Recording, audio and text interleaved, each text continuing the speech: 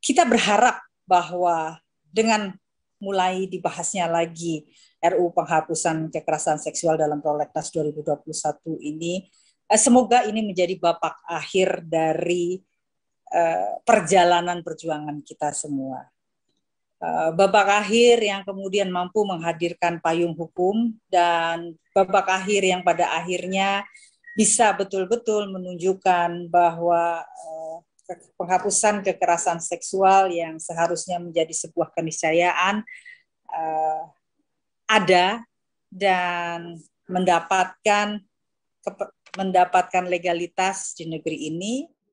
Nanti pembahasan-pembahasan berikutnya di DPR, maka kita berlandaskan metodologi saja, berlandaskan pada validitas fakta, data, dan pengalaman saja. Jangan kita mengawang-awang jauh sampai ke soal-soal konspirasi dan dugaan-dugaan lainnya yang tidak relevan. Mungkin saya kira dalam kaitannya dengan upaya perjuangan untuk RUU PKS ini perlu belajar dari kegagalan pada saat kita mengupayakan RUU kesetaraan dan keadilan gender. Saya ingat betul bahwa paradigma partai politik yang menolak RUU KKG waktu itu adalah sama dengan paradigma yang hari ini dibangun menolak RUU PKS. Jadi memang saya kira butuh strategi yang berbeda supaya kita bisa melakukan upaya-upaya terobosan sehingga RUU PKS ini bisa berhasil sesuai dengan yang kita harapkan. Bagaimana membaca KS kekerasan seksual dalam lensa HAM perempuan, gitu ya? Ini urgensi RUU KS dan rambu-rambu hak asasi dari Perserikatan Bangsa-Bangsa. Di dalam norma-norma yang ada itu perlu membangun budaya right-based approach, gitu ya, bahwa hak bebas kekerasan seksual itu adalah hak yang melekat pada diri manusia, pada diri perempuan, anak, seluruh manusia tanpa syarat, gitu ya. Sebagai perwujudan rule of law juga negara itu wajib melindungi segenap bangsa Indonesia dan seluruh tumpah darah Indonesia tanpa kecuali, ya, tanpa kecuali, jadi semua orang gitu.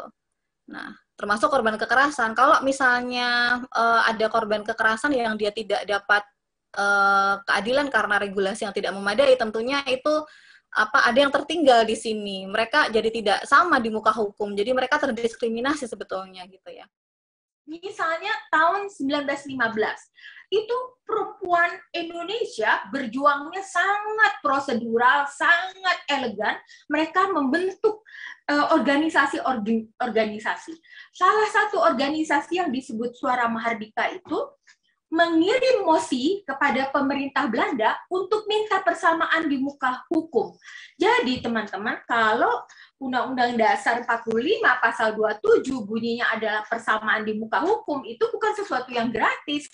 Itu pernah diperjuangkan tahun 1915, ya. Secara konstitusional sebetulnya cukup clear.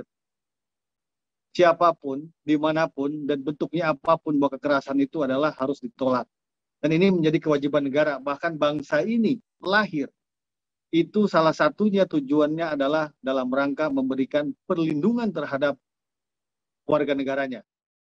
Banyak sekali kasus-kasus yang seperti saya bilang tadi tidak hanya menimbulkan trauma kepada si korbannya sendiri. Apalagi jika korbannya sampai meninggal. Traumanya terhadap keluarga. Stigma terhadap korban perkosaan itu sih. Tadi Kakak Toba sudah dengan sangat jujur menyatakan bahwa perjalanan masih panjang. Kenapa masih panjang? Karena yang terjadi adalah justru pertarungan pemikiran yang keliru. Timbul pertanyaan besar sebetulnya, apakah DPR itu forum untuk bertarung pemikiran? Ataukah pertarungan untuk menangkap aspirasi, menangkap apa yang disebut oleh Kakak Tobas tadi, darurat kekerasan seksual?